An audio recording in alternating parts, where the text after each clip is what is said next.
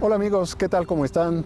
Les damos la bienvenida a una emisión más de Editorialmente, este espacio de la Universidad Autónoma del Estado de Hidalgo que a través de la Dirección de Ediciones y Publicaciones, el Consejo Editorial y Garza TV, comparte con ustedes riquísimas charlas con nuestros profesores investigadores, sus temas de interés de estudio y desde luego algo muy importante que comparten con nosotros, que son sus publicaciones. Y pues hoy no es la excepción y aquí estamos transmitiendo desde los jardines de Ciudad del Conocimiento en el municipio de Mineral de la Reforma, conurbado con la capital estatal, y vamos a platicar con el doctor Manuel Alberto Morales Damián, licenciado en Historia y doctor en Estudios Mesoamericanos. En Estudios Mesoamericanos y a nuestra universidad en el área de Historia y Antropología del Instituto de Ciencias Sociales y Humanidades desde el año 2002 estamos trabajando para la universidad. Entonces, bueno, pues ya tienes aquí un historial bastante largo y además una producción nutrida. Alberto, ¿qué es lo que haces en el Instituto de Ciencias Sociales y Humanidades en el área tuya, Historia y Antropología? Bien, soy profesor de tiempo completo, miembro del Cuerpo Académico de Estudios Históricos y Antropológicos. Durante un tiempo yo fui el jefe, el coordinador de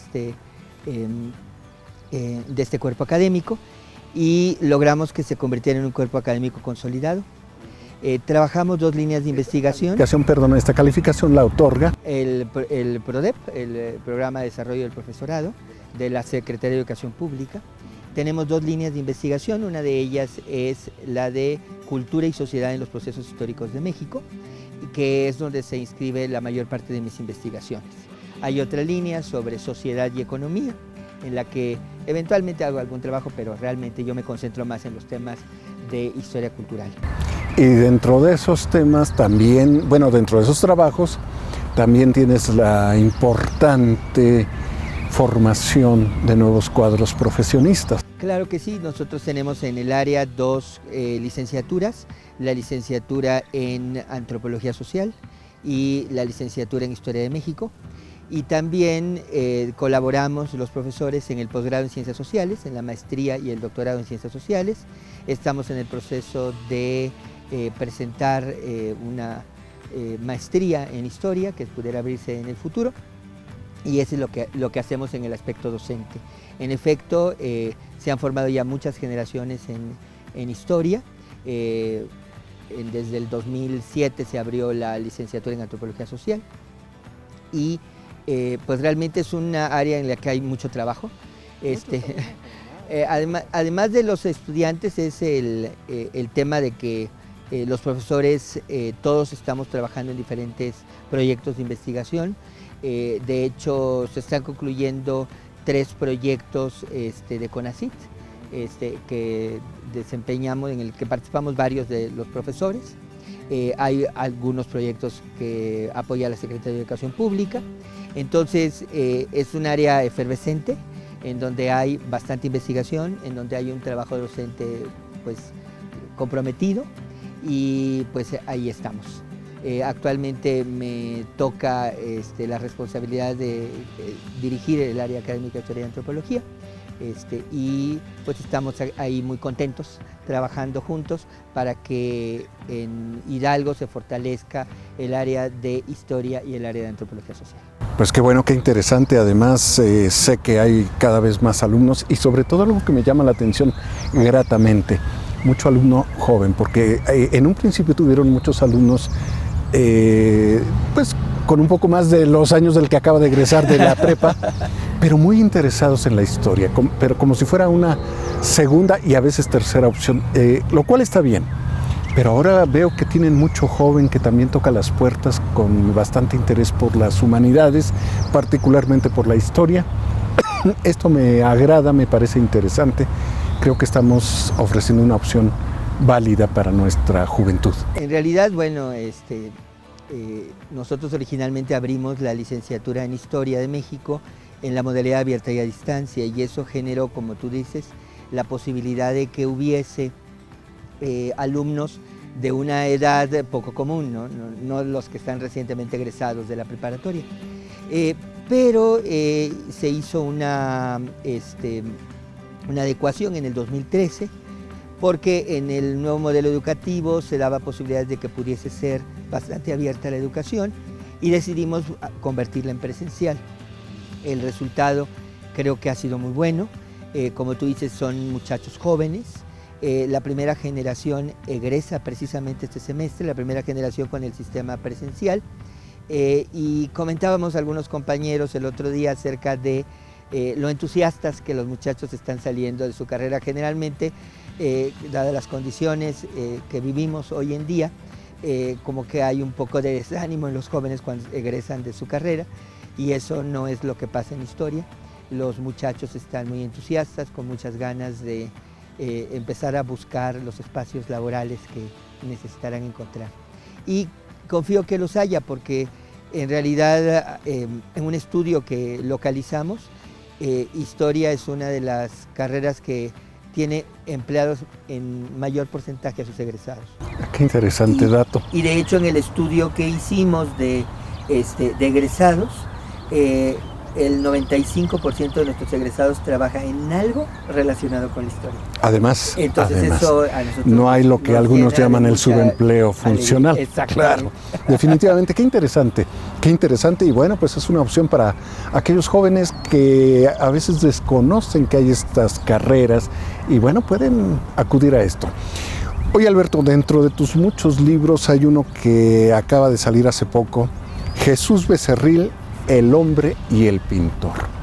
Esta fue una aventura de la interpretación sobre la obra pictórica de un personaje que hizo mucha presencia, un personaje del siglo XX y parte del XXI, pero sobre todo muy presente en la segunda mitad del siglo XX como pintor en el estado de Hidalgo. Trabajó varios temas, fue diverso, fue muy productivo, prolijo en ese sentido, y se le conoce, hizo pintura oficial, los retratos de gobernadores, de rectores de la universidad y directores del Instituto Científico y Literario, hizo murales de tema cívico, murales de tema artístico, y algo muy importante que se destaca en su obra, por vocación y por fe, pintura de caballete y murales religiosos. Fue un hombre que además, bueno, llenó la vida pictórica de la entidad en ese sentido. ¿Por qué te llama la atención meterte a trabajar con Jesús Becerril? Y lo digo además como un reconocimiento, porque tus líneas de investigación van sobre aspectos históricos, desde luego manejas mucho el asunto de la imagen, la iconografía, todos estos aspectos a ti te interesan mucho, pero en este caso te saliste un poco de esa vereda para incursionar en otro tema que también es cultural y contemporáneo. Mira, en realidad a mí me interesa mucho el tema de la historia de la religión. Ese es un tema de mi especial interés. Los estudios que hago sobre el mundo prehispánico en general se giran en torno a las creencias religiosas. Y siempre me interesó comprender ese fenómeno en el mundo prehispánico a través de las representaciones, a través de las imágenes en los códices, en la escultura, en el relieve, etc.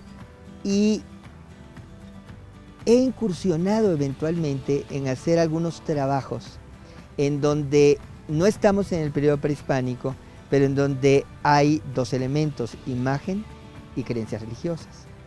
Hicimos en algún momento un trabajo sobre los retablos de Mapetec, también sobre las pinturas que se encuentran en la Catedral de Tula.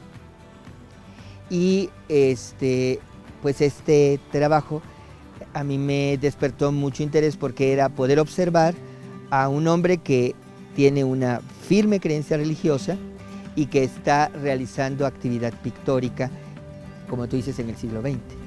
Y entonces era muy interesante poder ver cómo en la obra se estaban reflejando, se estaban manifestando directa o indirectamente las creencias de este artista. Eso es por un lado. Por otro, bueno, también un poco las circunstancias personales. Yo me incorporé aquí en Hidalgo, como te decía, en el año 2002. Y en el año 2003, el licenciado Evaristo Lubián me hizo el favor de presentarme con don Jesús Becerril.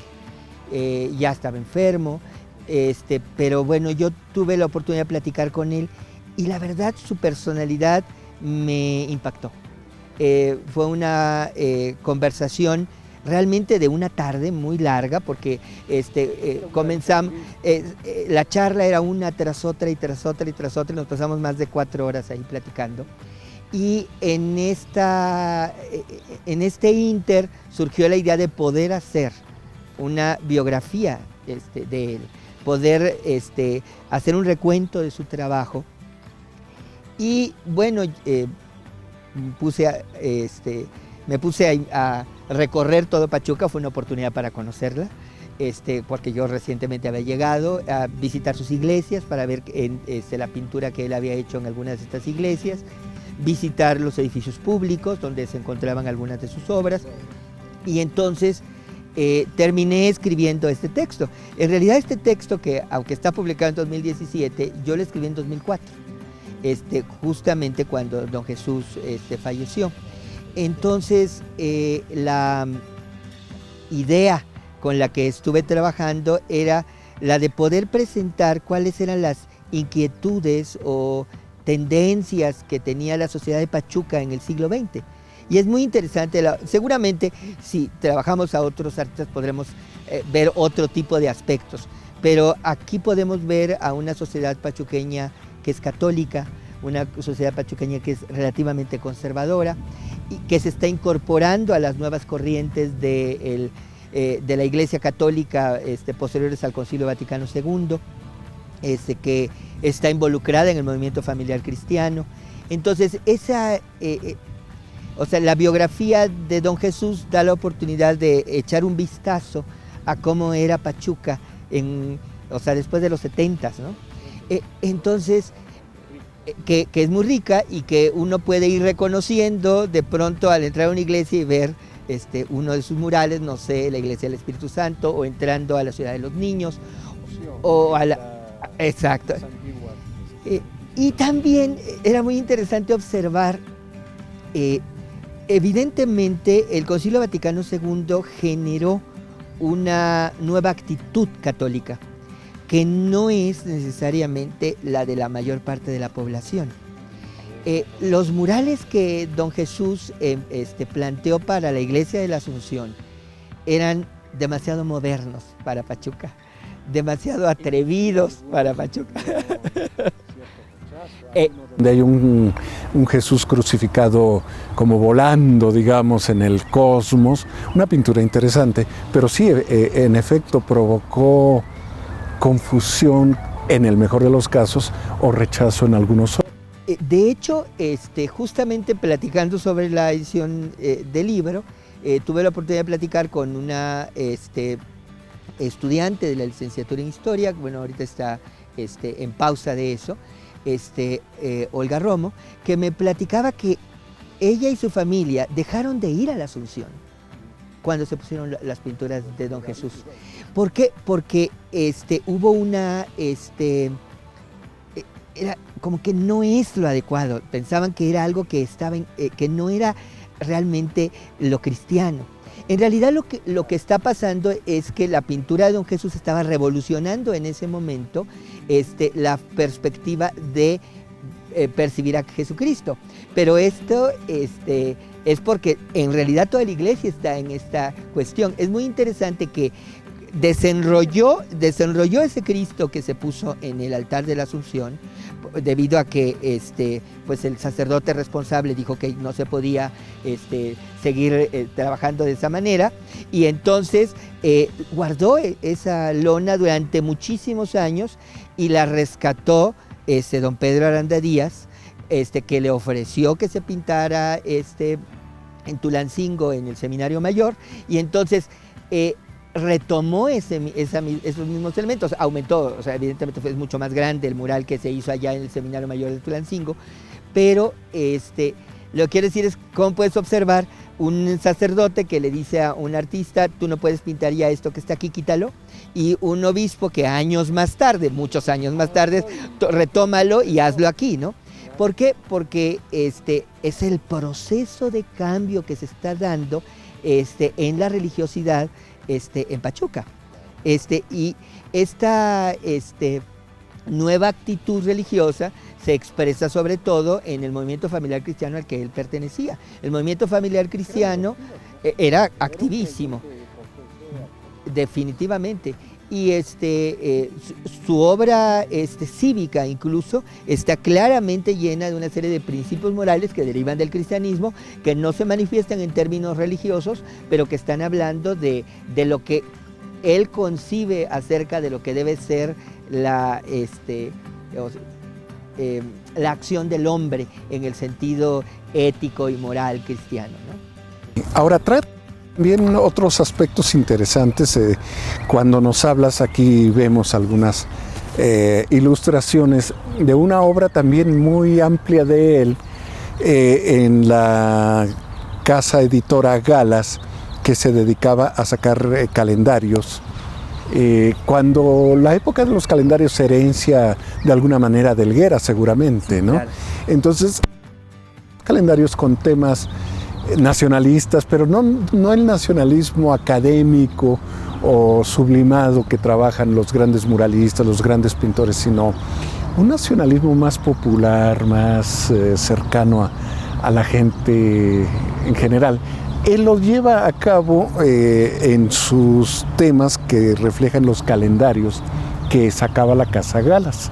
Estos calendarios que además cada fin de año era un pelear y correr a la carnicería, a la tienda de abarrotes, a no sé dónde, para recibir como una gentileza del dueño a la marchanta, porque era el término, su calendario. Y llegaban y ponerlo, era el cuadro decorativo de la cocina y a veces hasta de la sala. Uh-huh. En realidad el trabajo con Galas y con otras empresas que se dedicaban a hacer calendarios es realmente el primer trabajo artístico que va a comenzar a hacer Becerril de manera sistemática. Hizo muchísimas pinturas específicamente para que después fuesen utilizadas para los calendarios, y las temáticas, como tú dices, son de carácter nacionalista, presentando su concepción de lo que debe ser la relación hombre-mujer, por ejemplo, una serie de calendarios que expresan cuestiones de lo que debe ser el niño, de cómo el campo. Y, así es. Y en gran medida las características que tiene su pintura posterior, la pintura que hace en las iglesias o la pintura que hace en los edificios públicos, está siguiendo un estilo de una línea muy decidida que viene de aquellos calendarios. La obra de Becerril está en todo Pachuca, está en Bondy París, está en Necaxa y está en Tulancingo.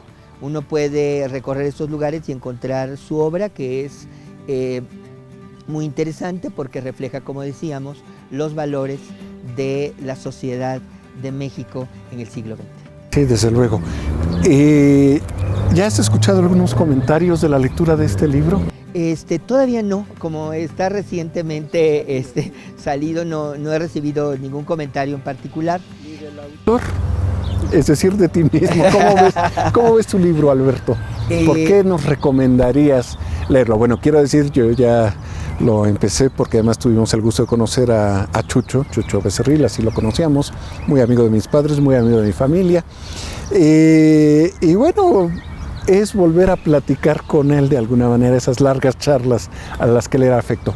Pero tú, ¿por qué te gusta este libro y por qué nos lo recomendarías? Pues yo le tengo un especial cariño al libro, quizá porque es uno de los primeros trabajos que hice intensamente aquí en Pachuca, pero digamos que creo que los lectores podrán tener la oportunidad de conocer de cerca a un pintor pachuqueño del siglo XX y de reconocerse en él, porque bueno, vivimos en esta ciudad y de alguna manera lo que ha ocurrido en ella es lo que nos constituye. Como que después de leerlo valdría la pena que nos invitaras un día a hacer un tour para reconocer la pintura de Jesús Becerril en los espacios cívicos y en los espacios religiosos. Sí, claro. Creo que vale la pena. Es algo que podemos ofrecer, claro, inclusive a los amigos que visiten esta ciudad. Claro, claro. Un libro agradable, ameno, un reencuentro con un personaje singular de nuestra cultura hidalguense. Y desde luego, bueno, pues esperamos algún día tener esa oportunidad de, después de leer el libro, apreciar y entender la obra y la evolución, la concepción estética e ideológica y religiosa que Jesús Becerril, el hombre y el pintor, como nombras al libro, nos deja en esa herencia de la pintura.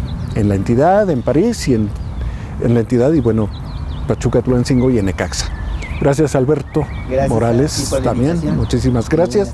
Y pues seguiremos platicando contigo sobre otros libros, otras producciones y sobre esta estupenda carrera de la licenciatura en Historia de México. Claro. Muchísimas gracias. Y a usted que nos sigue, pues gracias, consiga este libro, léalo, conozca a un artista y métase en la vida. Yo creo que algo interesante es no disociar al artista de su vida misma, a su obra y su vida misma. Sí, ese es un aspecto creo que importante en el libro. Traté de vincular la vida del individuo con su obra. Claro, y eso no lo podemos disociar. Nos explica mucho y nos ayuda a entender y apreciar mucho la obra.